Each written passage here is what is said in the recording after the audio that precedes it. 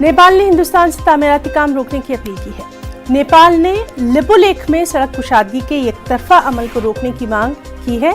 नेपाल के वज़ीर इत्तलात व नशरियात ज्ञानेंद्र कार्की ने दावा किया कि महाकाली नदी के मशरक़ी हिस्से में वाक़े लिपुलेख, लेम्पियाधोरा और काला पानी का इलाका इसका अटूट हिस्सा है, लिहाजा हिंदुस्तान को सड़क की कुशादगी का काम फौरन रोक देना चाहिए।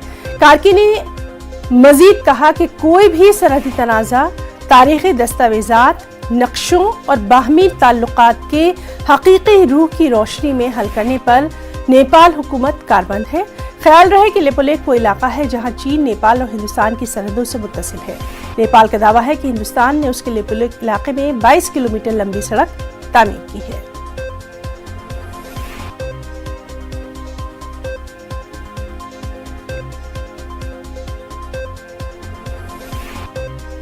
अमेरिकी रियासत टेक्सास में यहूदी इबादतखाने पर